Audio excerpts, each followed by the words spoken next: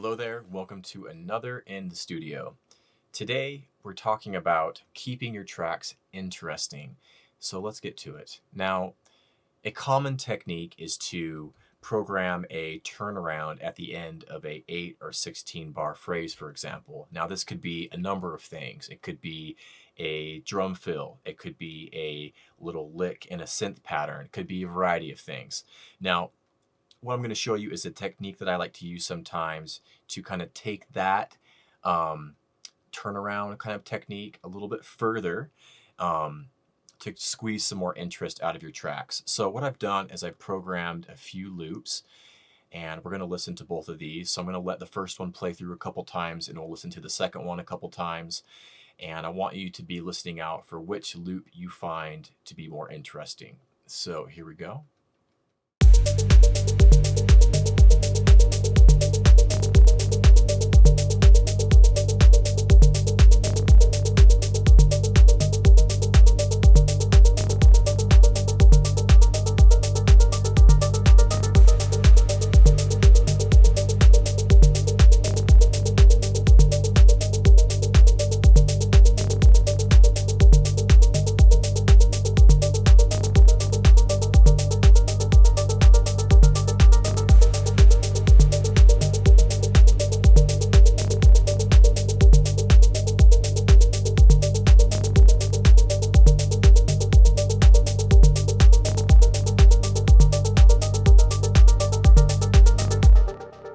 Okay, and let's listen to loop 2.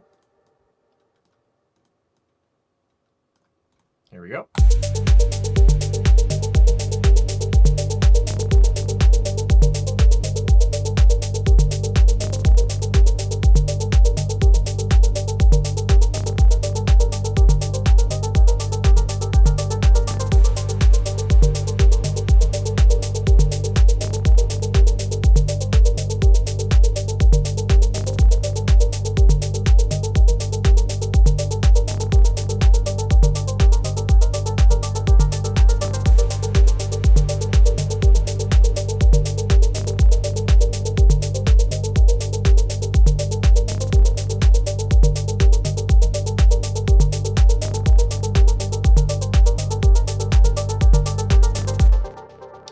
Okay, so both those loops are very, very similar, but there are some differences. In my opinion, I think loop number 2 is more interesting. I think it kind of encourages the listener to keep on listening because there's some little changes in there that kind of keep it a little bit more fresh as opposed to the first one. So this is what I like to do sometimes. After I have for example, an 8-bar loop like I have right here, what I'll do is I'll go in and make some variations on some of the parts.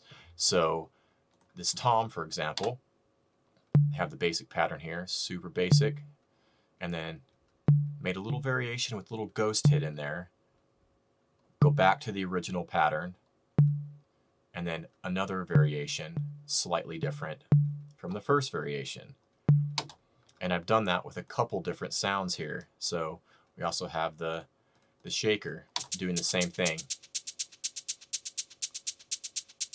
And the variation 1 has a little roll at the end. Back to the original part. And then another variation, slightly different from the first. Okay, and then also same thing with the ARP.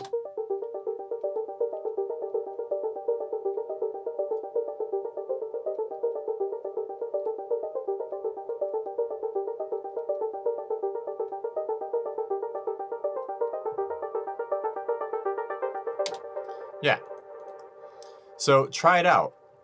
Once you have like a basic kind of loop that you're kind of, you're vibing with and you want to expand upon it and make it a little bit more interesting, try this out. And I've kind of broken these down into 2-bar chunks, but you can do it in 4-bar sections. You could do it in 1-bar sections. It really depends on what you feel fits your track best. But yeah, what I tend to do a lot is I'll go with the original basic pattern first, and then go to one of the variations, back to the original pattern, and then the second variation at the end. And that's what I've done for the tom, the shaker, and the arp. It's really easy if you're working with MIDI and FL Studio to create like a little variation like this. You just right click and just go make unique, and then it will make a new pattern, which you can then edit and change to make your variation. So a really simple technique, but adding little variations like this really do go a long way in making your track more interesting over the duration of a full song.